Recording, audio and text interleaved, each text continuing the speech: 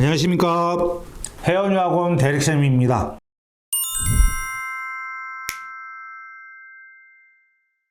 자, 오늘은 지난 시간에 이어서 싱가포르 국립대학교, 홍콩대학교에서 이루어지는 학력평가 요소에 대해서 객관적인 기준인 유카스 활용법을 지난 시간에 배웠습니다. 좀 아셨죠? 자, 오늘은 좀 더 구체적으로 들어갈 예정입니다. 싱가포르 국립대, 홍콩대학교들이 학생들 원서를 어떻게 평가하는지에 대해서 알아보도록 하겠습니다. 기본적으로 대학교 입학사정관들은 정량평가, 정성평가로 나누어서 학생들의 원서를 들여다본다고 생각하시면 됩니다. 잠시 예를 들겠습니다. 홍콩대 비즈니스학과에 1000명이 지원해서 100명이 선발된다고 치자고요. 그럼 홍콩대 입학사정관이 1000명의 원서를 일일이 확인을 할까요? 아니면 좀 더 걸러내고 원서를 확인할까요? 정답은 걸러내고 원서 확인을 시작하지 않을까 싶습니다. 어찌 보면 당연한 얘기죠. 물론 대릭쌤의 내피셜로 추정하는 겁니다.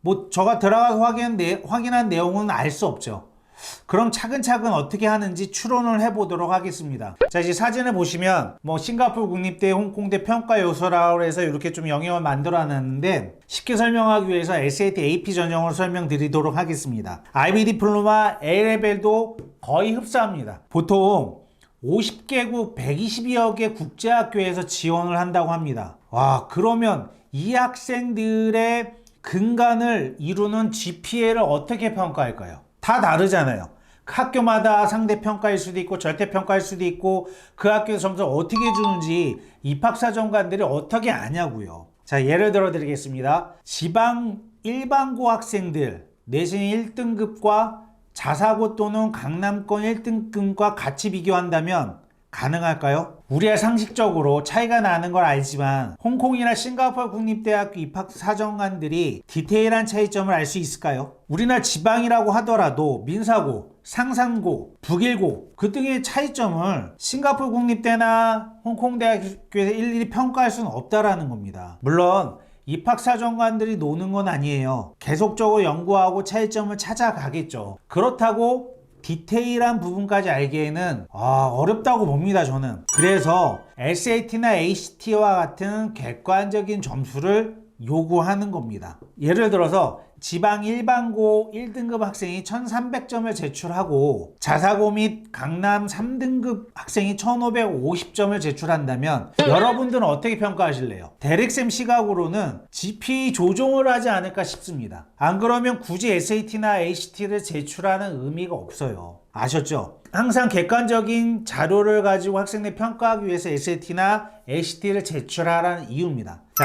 다시 하드팩트로 돌아가서 사진을 보면 AP 과목이 나오죠. 그렇다면 왜 AP 과목을 제출하라는 의미가 무엇일까요? 입학사정관 입장에서 생각을 해보면 SAT를 통해서 너의 객관적인 학력을 내가 평가했으니 지원하는 학과에 맞는 과목을 이수했는지 다시 한번 GPA를 들여다봅니다. 다시 보게 되는데 앞의 이유로 GPA에 대한 객관성을 확보하기가 어렵지 않습니까? 그래서 AP를 가지고 오라고 하는 겁니다. 아쉽게도 SAT 서브젝트 테스트가 없어지면서 과연 그 자리를 무엇으로 대체할지는 기다려 봐야겠죠. 물론 기회가 된다면 AP를 이수하는 게 맞습니다. 자, 보세요. IB 디플로마 학생들도 프리딕 스코어가 들어간다면 당연히 하이어 레벨을 통해서 이 학과 적합성을 따져 나가겠죠. A레벨 하는 학생도 마찬가지입니다. A레벨, AS레벨, IGCSE를 통해서 이 학생이 학과 적합성이 맞는지 평가를 하겠죠.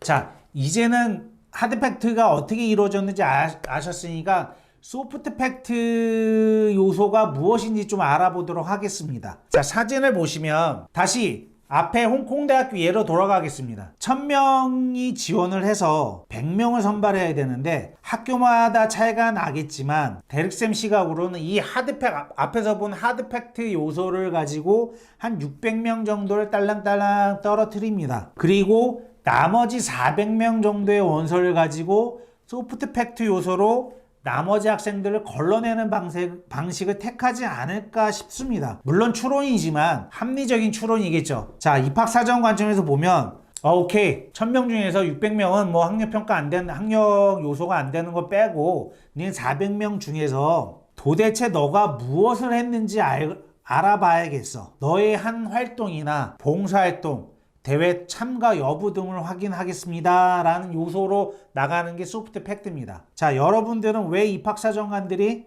학생들의 활동에 대해서 그리도 궁금해하고 있는지, 집착을 하고 있는지 아시나요? 너무 집착을 하시잖아요. 데릭쌤 시각으로 보면 학생들의 과거를 알고 싶은 겁니다. 활동을 통해서.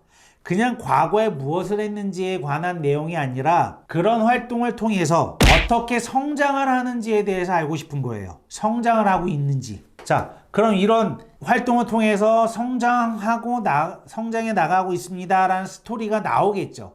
그럼 좋은 겁니다. 두 번째 소프트 팩트 요소로 넘어가면 퍼스널 스테이트먼트라는 자소서 사항이 나오죠. 여기서 드는 의문사항은 도대체 왜 입학사정관들은 왜 이리도 에세이에 집착을 하시는지. 그냥 서류만 보면 되는데. 자, 데릭쌤 시각으로 보면 에세이라고 말하는 자소서는 학생들의 현재, 미래를 보고 싶어서 그러는 것 같습니다. 그 중에서도 미래의 방점을 찍죠. 도대체 너는 왜 우리 학교에 지원했는지, 왜 이 학과를 졸업하면 정말 너가 무엇을 하고 싶은지, 미래의 모습을 보고 싶다라는 거예요. 그게 자기소개서의 핵심이라 보셔도 돼요. 학교에 따라서 위의 내용이 형식으로 분리되어 있는 학교도 있고요. 하나의 퍼스널 스테이트먼트로 뭉쳐져서 돼 있는 학교가 있고요. 그래도 핵심은 현재 미래를 알고 싶다라는 거예요. 자, 세 번째 사항을 좀 보면 그 중에 추천서, 레퍼런스 레터라는 사항이 있죠. 보통 홍콩 대학교들은 추천서 사항이 필수 요소로 들어가 있습니다. 하지만 싱가포르 국립대학교 계열에서는 SUTD, 예일 NUS 정도만 들어가 있습니다. 그럼 또 의문을 해야죠. 왜 추천서를 그리도 제출하라고 할까요? 지원자의 과거, 현재 모습을 보고 싶다는 것입니다. 현재 지원자가 학교에서 어떤 생활 모습을 하고 있는지에 대해서 추천서를 통해서 알려달라는 거죠. 하지만 시간이 흐를수록 추천서의 중요도는 조금씩 내려가는 느낌입니다. 다음으로는 인터뷰 및 테스트에 관한 이야기입니다. 사진을 보시면 학교에 따라서 인터뷰를 하드 팩트에 올리는 경우도 있고, 같은 학교라 하더라도 학과에 따라서 인터뷰를 소프트 팩트로 내리는 학교도 있습니다. 그 의미는 지원자의 모습을 다양하게 평가하겠다는 입학사정관의 마음이죠. 그러니 잘 준비하셔야 됩니다. 자, 오늘은 구체적으로 하드 팩트 요소가 무엇이고 소프트 팩트가 요소가 무엇인지, 입학사정관들이 어떻게 평가하는지에 대해서 알아보았습니다. 네, 감사합니다.